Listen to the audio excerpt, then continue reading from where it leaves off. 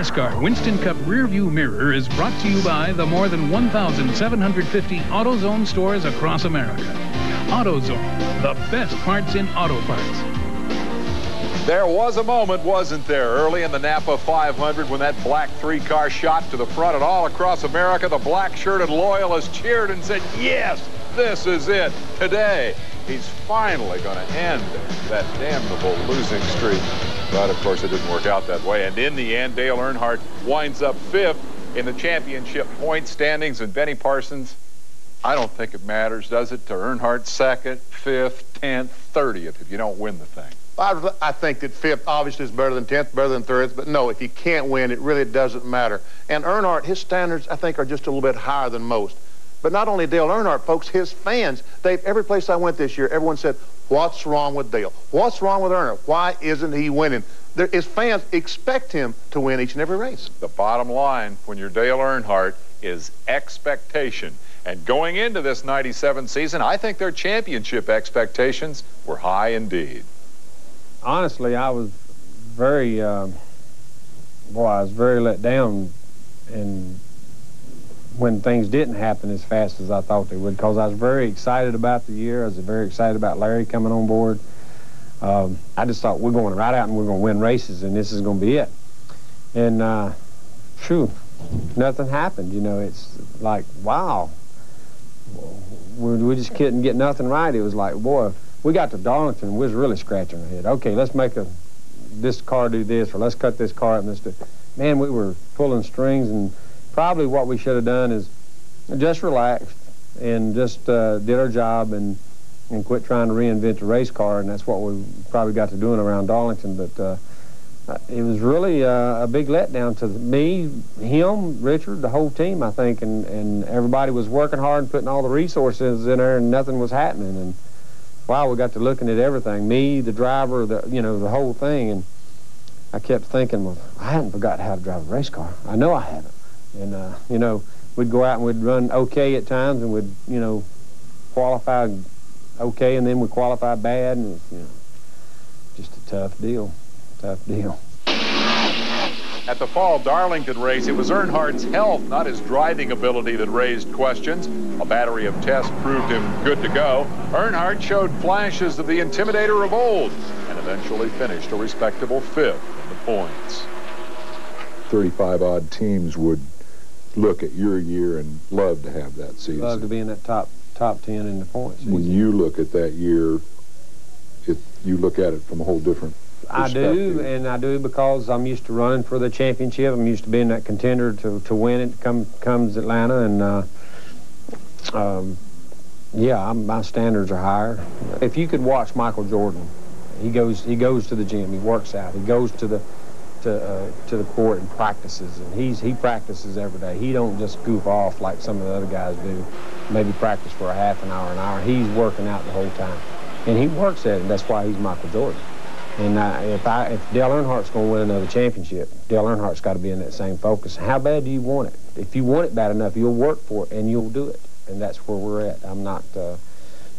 If I put in my mind, okay, I'm just going to race, and be who I am and never win another race, that's not good. I'd just think quit. I'd go do something else. Do you ever look back at Richard's the tail end of his career, Darrell, the tail end of his career, think about the tail end of your career, how you want it to work, how you want to play it out, or is it necessary for you to close that out in order to keep the focus on it? Well, I've been around and seen A.J. Foyt's, career go, and I've seen Richard's go, and Darrell, I'm sure, is thinking of someday retiring. But still, I've got several years left in the competitive side of racing, I think, and a younger age than those guys. So I've seen it, but I've not thought about it or wore it out in my mind of how it would work or how it would be. I'm not to that point yet. I'm not in the planning stages of leaving. I'm in the planning stages of winning another championship. So is there another one of these, another Winston Cup trophy in Dale Earnhardt's future? The skeptics would say, Benny, he's too old. Why doesn't he just go quietly into the long night of retirement? I look in those eyes. I don't see a guy who's ready to retire. He wants that championship. Well, neither do I, Dave. You know, Dale Earnhardt is used to being talked about. But now he's listening to the guys, everyone talking about Jeff Gordon, Dale Jarrett, Mark Martin. He wants that notoriety. Once again, he wants to be Dale Earnhardt, winner, not Dale Earnhardt, past champion. Hey, and don't forget, sure, Gordon's got 2 championships. That's only 5 short of Earnhardt and Petty. But here's a question for you. Who is the fastest rising young star of 1997?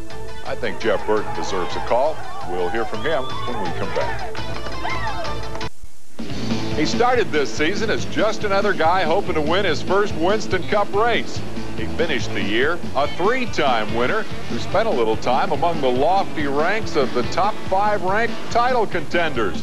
Bottom line, Jeff Burton and his team just keep getting better. We looked at 1996 and paid a lot of attention to the things that we did wrong. We felt like we put ourselves in position to win anywhere from 6 to 8 races in 96 and didn't win any. So we looked at that with a little bit of discouragement, but at the same time had a real clear picture of why we didn't win those races. Now, I'm not saying we knew how to fix them so we could win, but we knew why we didn't win. It was because I made the wrong call on wanting something on the car. I wasn't aggressive enough on making a call. We had a bad pit stop late in the race. It was, you know, a lot of immaturity in the race team and in me as a driver. So we sat down over the winter and analyzed all those things, and I'm lucky enough to say that most of the things we looked at we improved on. So we felt like going into 97, if we could number one, run during the race as well as we had in 96, and then number 2, learn how to execute at the end of the race, then we could have a great year.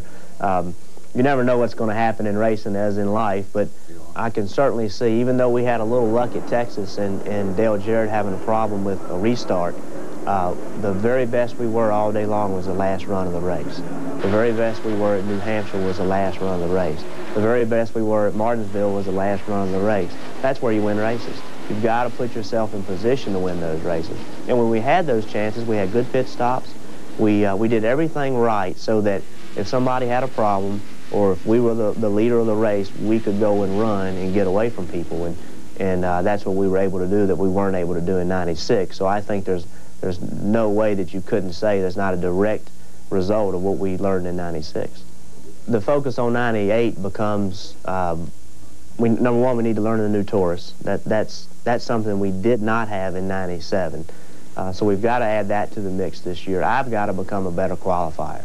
That's something that I've struggled with throughout my whole career. I've got to be a better qualifier because it's going to bite you sooner or later. We've been very lucky to qualify as poorly as we've qualified and not been in any more wrecks or had any more misfortune because of it.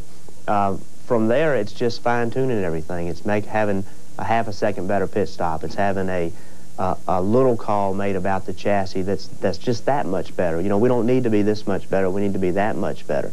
I'm not sure that won't be harder. You know, when you have this much to gain, it seems like there's a lot there to learn. But when you have that much, it seems like that, you know, it may be harder to learn. But we have a better start on 98 than we did on 97 or on 96. So that's encouraging. We have more cars prepared. We have more things going on. Obviously, the opportunity to work with Mark Martin next year and over this winter and with Jimmy Finnan and the 6 car coming into my shop, that hopefully is going to help both teams be better prepared and mentally and physically be better prepared for the 98 year. You know, Benny, going into the year, I had a gut feeling that Burton was ready to win. I'm not sure I had a gut feeling he was ready to win 3 times. I was really shocked. I was really shocked at Jeff Burton and just how strong that he ran. He won 3 times, but he was there to win several times. He was a contender at a lot of races this year. Think what it'd be like if he'd been healthy all season. One of the interesting things about Burton is his relationship with Mark Martin. I mean, they take turns telling everybody that the other is the most talented guy in Winston Cup racing, and that relationship's going to be a big story next year, isn't it? Because those 2 teams are going to merge, go into one shop rather than being 100 miles apart, and I think that will probably make both those teams even stronger than they are now. Mark Martin, very much a contender. His second shot at the Winston Cup Championship came in 1997. We'll hear from him when the NASCAR Winston Cup Rearview Mirror continues. Oh, man.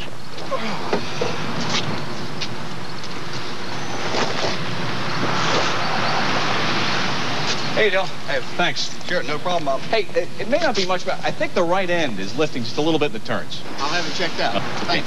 Okay. Say hi to Kelly. Sure will. Be good.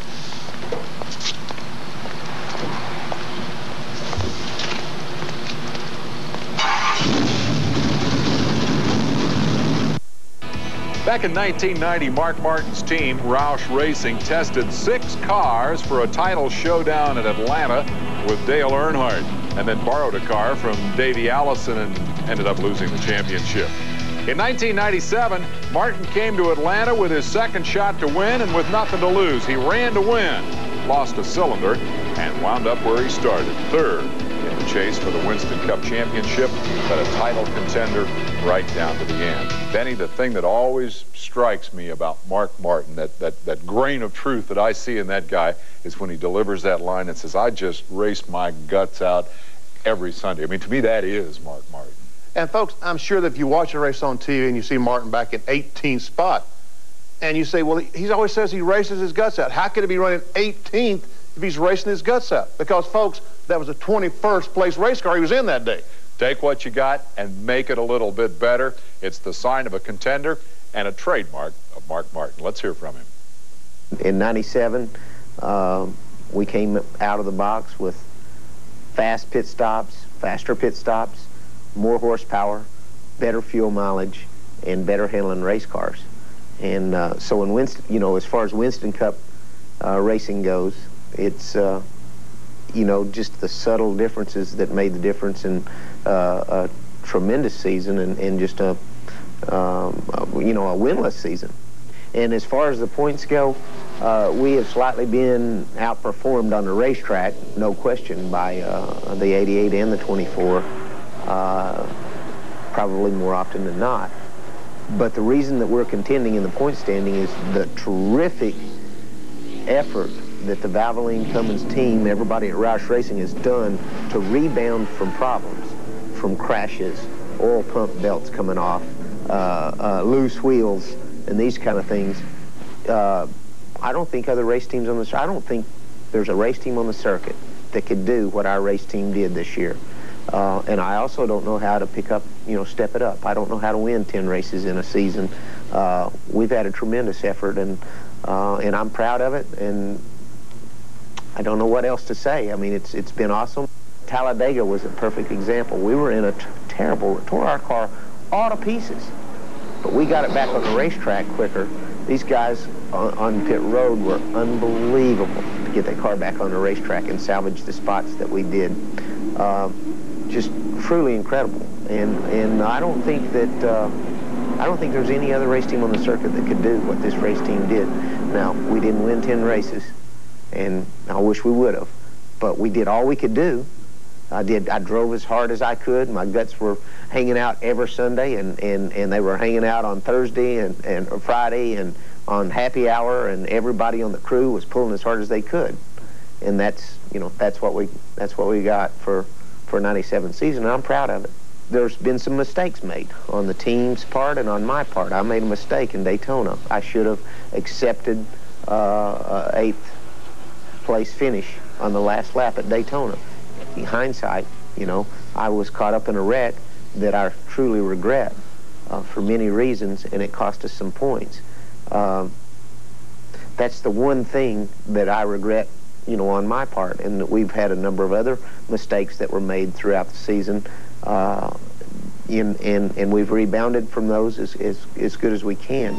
I guess the biggest surprise for me and relief also is the fuel mileage that has been, you know, that has come around at Roush Racing with all our stuff and all our teams.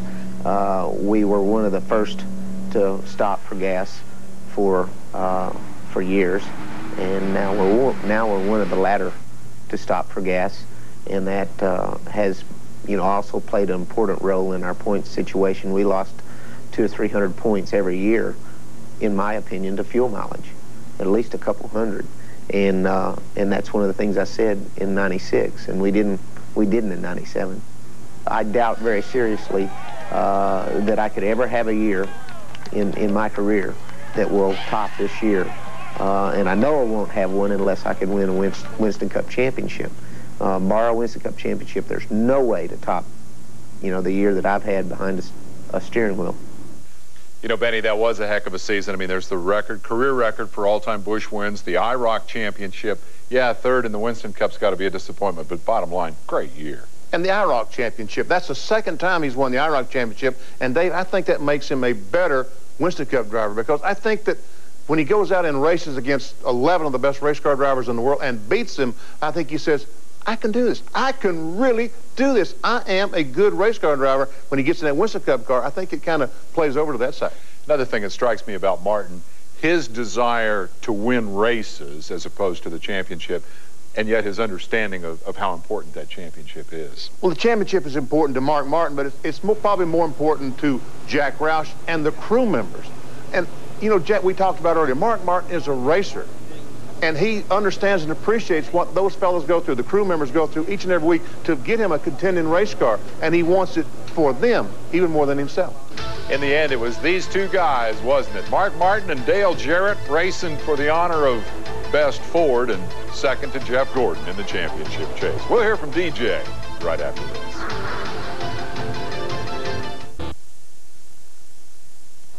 Well, in the end, it was Dale Jarrett's worst fear, wasn't it? Academic in terms of points, but symbolic nonetheless. He ended up racing Mark Martin for second at Atlanta, second on the racetrack, and second in the championship standings.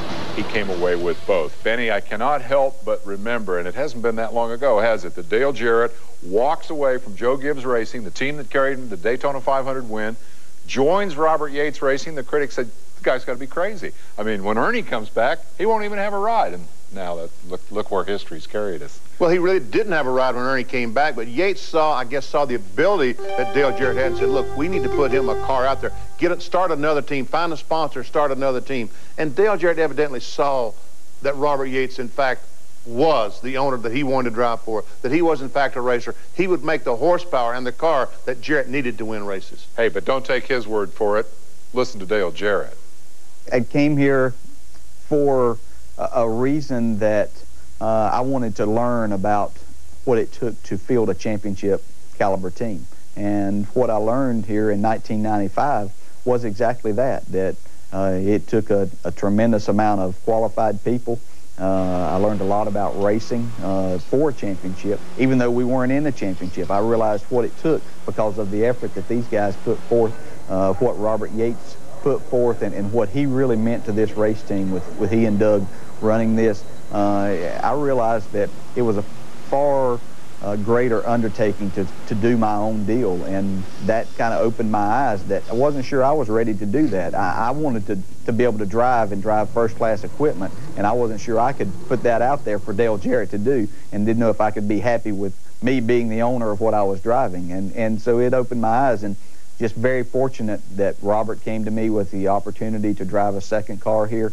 With the sponsorship that we have, I couldn't be in a better situation. I mean, I'm driving for the best owner in the business. Along with being the best owner, he's the best engine builder, and he hired the best people. So I couldn't be in a better situation being backed by Ford Motor Company with Ford Quality Care and Ford Credit. Don't see how I could have just sit down and design this any better for myself to be with just a great group of people that have one common goal, and that's to win races and win championships. You know, not many people looked at us last year as being in the championship, but we went to Atlanta with a mathematical chance of winning last year. But it was kind of overlooked, and well, it should, because Jeff and Terry were right there together, so we were kind of in the background.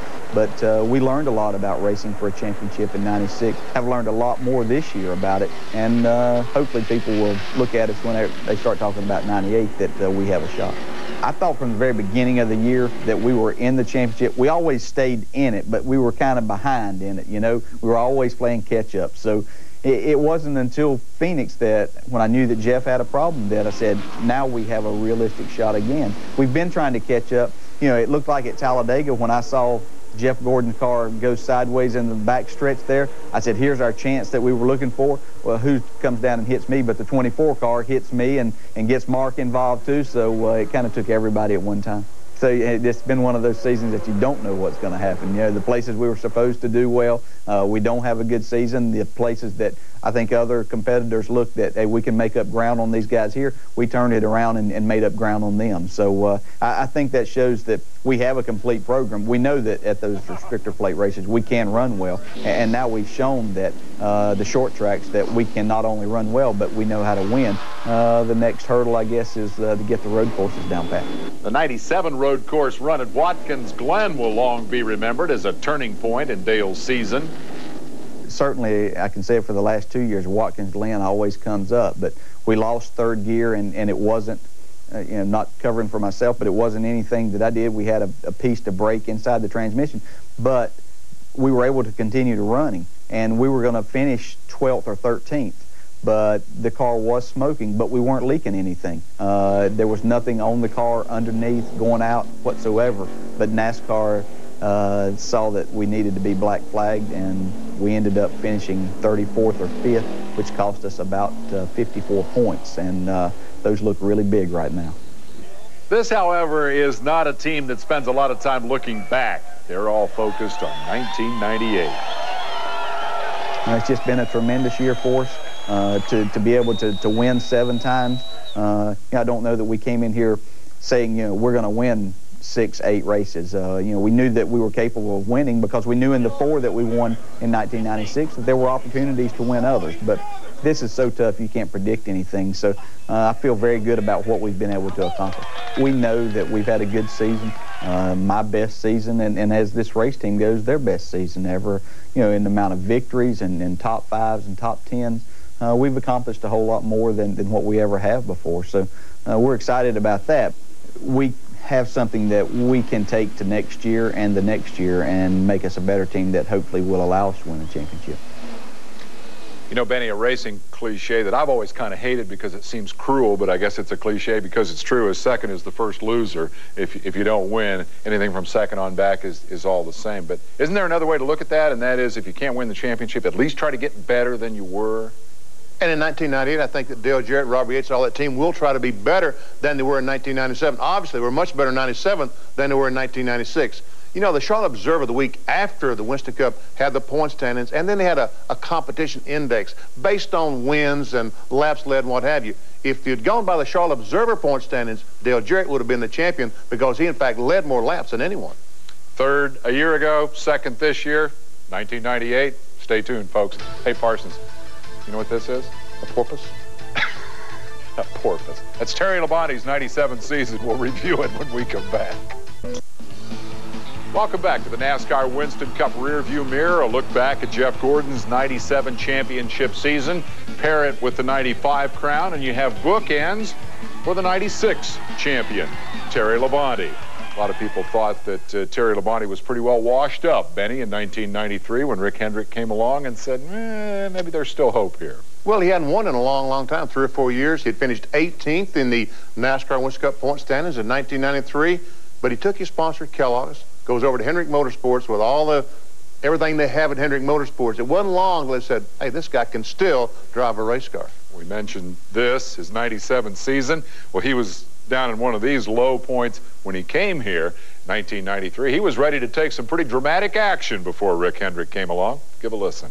I thought about starting my own team and came pretty close to doing it.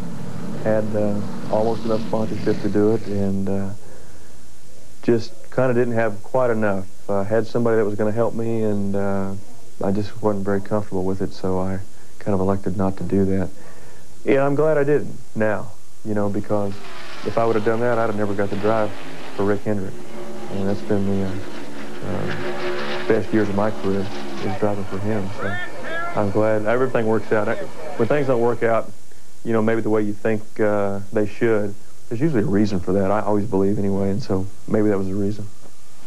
Every team talks about chemistry in this year of personnel change at Hendrick. Labonte's team manager, Gary Dehart, took on crew chief responsibility. Changes meant trouble, and Labonte saw it coming. I thought we were in trouble before we went to Daytona, with the changes that had been made and what was going on there. And it was just a gradual effect. I think it didn't show up for a while, but then it finally caught up with us. First half of the year was pretty good. We were pretty consistent. We weren't quite as good at some of the places that we needed to be. We missed a couple of chances to win. and you don't ever get those chances again. You know, you miss them once and they're gone forever. You know, it's just kind of one of those deals. We got a little bit behind. We lost some people, and Gary was really having to do everything himself and depend on me to try to help him, and it was tough on both of us, you know, and because we didn't have that extra help that we had enjoyed having the past few years.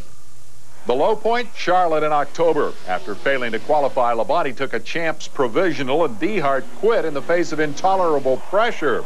Who would have guessed 2 weeks later, without his old friend, Terry won Talladega. He is without a doubt the smartest person I've ever worked with. The reason that car ran good was some of the changes that he made on it when we went to test. But this is a high-pressure job, being a crew chief on a Winston Cup team and trying to do it all yourself. You can't do it, and it's just hard to do. And, you know, I think it finally caught up with him. But I think what was important for us, that win at Talladega, that was a big boost for us. Going to Daytona, you know, there's another super speedway, and we seem to always run pretty good at Daytona. We know we've got a good car, a good combination there. So we'll go down there and work hard, and we're going to, you know, really work hard this winter and try to get our things back together. But in this off-season, let's hope there's a little time for Labonte to reflect on another year's reign as champion of the fastest-growing sport in America. In 1985, after we won the championship in '84, I made 3 appearances for my sponsor. That was all year long, 3 appearances. Well, we've probably done 50 or 60 this year. And it's not just for one sponsor. It wasn't just for Kellogg's, but we've got other sponsors, you know, with Quaker State, and GMAC, Starburst. So when you add all that stuff together, Chevrolet, you know, and then I've got a Busch team that I had some appearances for too. So when you add it all together, then it keeps you really busy. So, but it was fun. I mean, I enjoyed every minute of it. It's fun going to place and being the champion. You know, Benny, I think that interview speaks to the amount of pressure that's involved in this game. Winston Cup racing having gotten so big, we hear it a lot. It's not as much fun as it used to be. Well, certainly it's not as much fun, not only for the drivers, but there's a tremendous amount of pressure on the crew chief, the owners, the crews, just to go out and succeed. And the only yardstick that we use in auto racing is wins. How many races have you won, and how many have you won lately? Yeah, the rest of us are all kind of kicking back at the end of the season. I guarantee you, in these Winston Cup shops, there is nobody relaxing. And, of course, the guy at the top of the heap has the most to worry about in 1995. Jeff Gordon won his first championship 2 years later. He's back on top of the float in Atlanta, celebrating championship number 2. When we come back, we'll talk to the champion. 1985, the first year they ran for $1 million at Darlington. Bill Elliott took all the money home to North Georgia. 12 years later, Jeff Gordon managed the same accomplishment, pulled off the big prize on Labor Day weekend in one of the most spectacular finishes of the '97 season. And Benny, I'm kind of a student of the letters to the editor. I like to know what the fans are thinking, so I read those letters whenever I can. I continue to be amazed at the number of people who accuse Gordon and the Rainbow Warriors of stroking around in the second half of this season trying to protect the championship. Come on. Folks, he just told you, they won the Winston Million. They also won the Winston in Charlotte. They won 10 races in 1997. As far as the championship, yes, they finished 17th in Atlanta or something. But, folks, on Saturday when Jeff Gordon crashed the primary car, the thought went in the back of their mind, we might be in trouble. And then Sunday, that first pit stop, that 25-lap mandatory pit stop, they took the tires off and they were worn out. Now, what did you expect them to do at that point, folks? Just, okay, we're going to try to run 12th and maybe take a chance on blowing a tire? No, let's try to win the championship. And that's exactly what they did. Bottom line, this is one of those years when the guy who won the most races also won the big prize, and when it was all over, he won the biggest thrill of all, the opportunity to sit down and talk to Bill Weber about what it all means. First of all, Jeff, just your thoughts on the 1997 season. Oh, boy. So many emotions, so many exciting things. I mean, I basically have to look at the whole year, you know, and go back and recap on everything that got us to the championship battle here in Atlanta. But, you know, just the big wins, the number of wins. I mean, we basically had a career year. I mean, for me, for the team, for Rick Hendrick. And it's a great feeling. It's such a sigh of relief to, you know, cross that line and say, whew, you know, we did it. What a year. I mean, it's going to be a year that you know, it's going to be hard to measure up to. And the only thing that could complete it as a career year was winning that championship, and to do it not only for ourselves but really for Rick Hendrick. I mean, he's had such a tough year, but when it was all over, boy, yeah, I know he had a smile on his face, and that right there in itself, gives me a lot of satisfaction. For a while on Saturday, it looked like your championship team may have been unraveling. You put on a good face for everyone then, but now that it's over, now that you have won the championship, tell us how you were really feeling. Oh, my nerves were shot. I mean, every muscle in my body was tense. I really honestly haven't slept for 2 weeks ever since Phoenix, and I basically been saying, yeah, I'm fine. And I have to do that because you can't let your competitors, you can't let the media, you can't let anybody know that things could be getting to you, or they'll know where your weaknesses are. And I still felt good about what our chances were to win the championship, but I was like, oh boy, what have we done? What have I done? Here I go out there, wrecked a great race car on pit road. Then we go out with the backup car, had a shot at a top 10 in qualifying, and made a mistake and dropped some oil on the track, and ended up, barely getting into the show.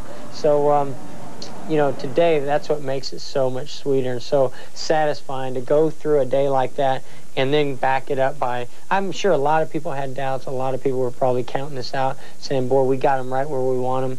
And, we were able to come through. And that just shows how great this team really is and why we got to this point, because of the hard work and the dedication, the focus that they've had all year long. And it'd have been disappointing to have lost it, on a situation like that, to come down the final race.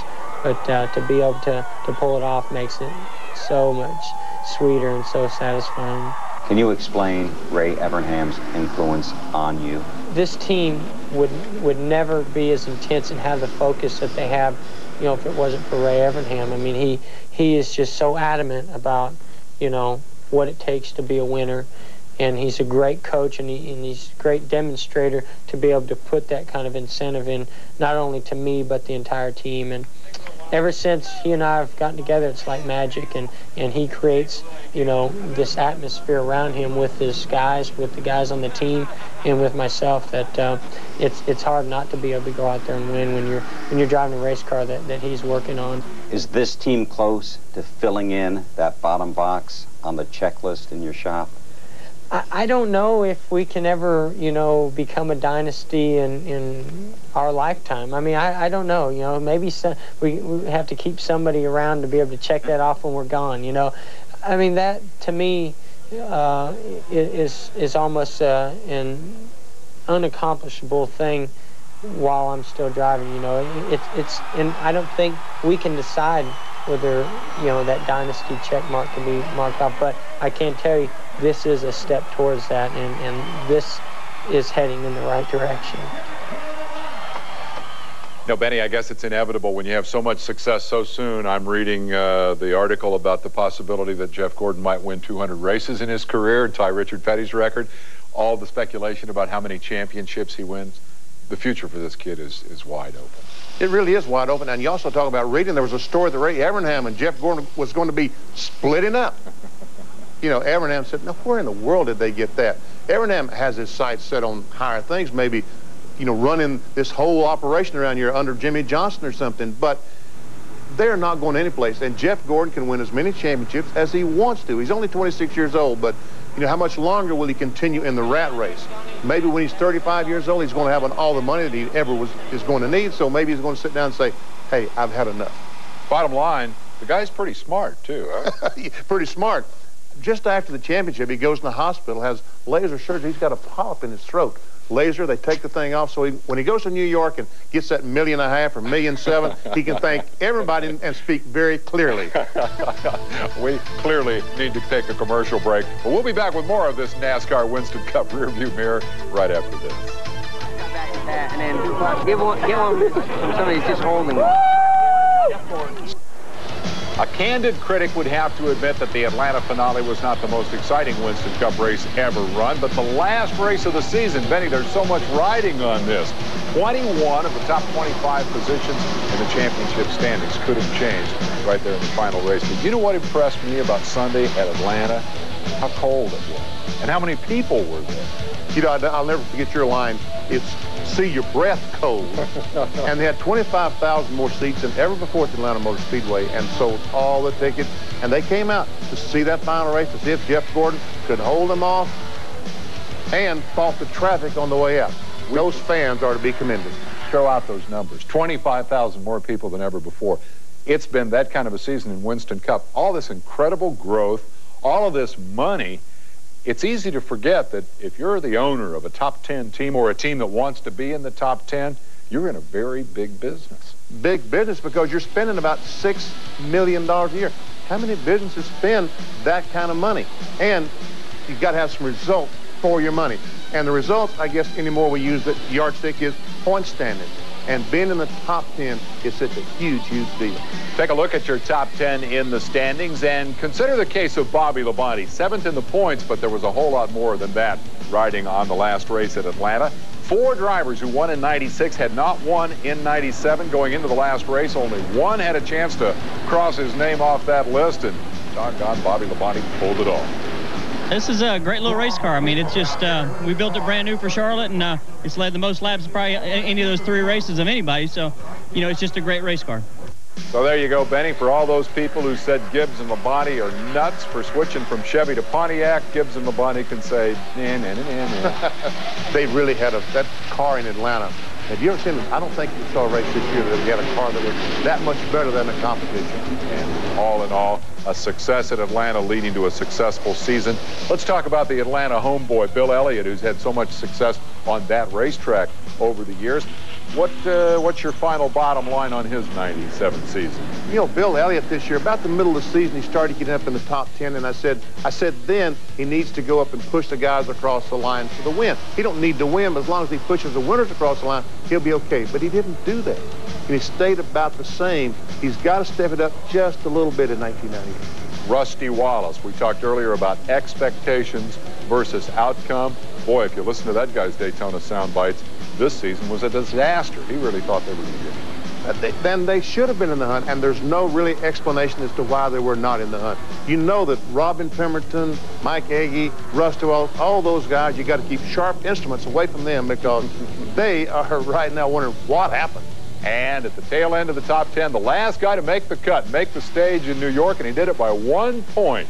Kenny Schrader, formerly an inhabitant here of Hendrick Motorsports, holds on to 10th place in the points. And Schrader started out, I mean, to finish 10th, I thought was very strong for that team because they started badly. Did not really gel. Andy Petrie, Schrader, they had some communications problems, kind of like Larry McReynolds and Dale Earnhardt. But the last third of the season, they came to the front and got in that top 10. Bottom line, the veteran driver delivers a seat on the stage for the rookie car owner. But this is a huge, huge thing for us, and I tell you, I can't say enough about our guys, our motor shop, our race car shop. Everybody has done such a good job, pit crew, and I can't say enough about Kenny Schrader. Without him, we wouldn't be standing here in 10th place in points, and, it's a great feeling. This is the best I've felt since winning the championship in '94. Petrie, who helped Earnhardt to his last championship, now starts looking for a title as a car owner. How about you, Benny, as you look ahead? Who strikes you as on your high expectations list for next year? Well, I think that Andy Petrie and Kenny Schrader started getting together to the tail end of the season. And Rusty Wallace, I mean, they've got to be better in 1998 than they were. And I really believe that Mark Martin and Jeff Burton, putting those teams in the same shop and those guys talking about the same race car, I think will help their odds just about that much. Wallace, Burton, Jarrett, Martin, Taurus. I'm wondering about this. Yeah, I think they probably are thinking a lot about that as well. The Taurus, a lot of unknowns about that car. And I think when you go to Daytona in February, a lot of those teams will have a Thunderbird somewhere around. It might not be in that truck, but there'll be a Thunderbird somewhere in Daytona. I tell you this, when we go to Daytona next year, they're all going to be dead even in the championship standings. They're all going to be trying to dethrone Jeff Gordon. When we come back, a final thought on the champ.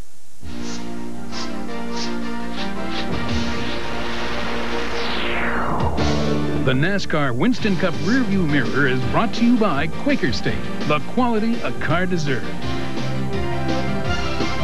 As we approach the end of this 97 NASCAR Rearview Mirror, I find myself wondering how many more of these Winston Cups this kid Gordon is likely to go out and win. And yeah, I did call him a kid because he's so much younger than all of these heroes, all of these legends he's in the process of dethroning. And he's not a very big guy, stands about this tall, and yet he casts this giant shadow across the landscape of American motorsport. Winston Cup is the biggest thing in racing, and Jeff Gordon is by far the biggest thing in Winston Cup. He is heir to Richard Petty, who established this as legitimate sport. Heir to Darrell Waltrip, who defined the stock car driver as media star and corporate spokesman. Heir to Earnhardt, who still triggers unrivaled fan passion. He's the right man at the right time. Hero for this sport's multi-million-dollar future. People magazine handsome, TV soundbite articulate, corporate America compatible. Right man in the right place, teamed early with the best crew chief in the business, snapped up quickly by the top organization in the sport. Most important, he is the right man with the right tools. Whatever else you think about him, acknowledge that Jeff Gordon can drive hell out of a race car. Put it all together, and you have a championship package. Not just for 97, not just for the second time in 3 seasons. What we have here may well be the yardstick by which Winston Cup greatness is measured for years and years to come.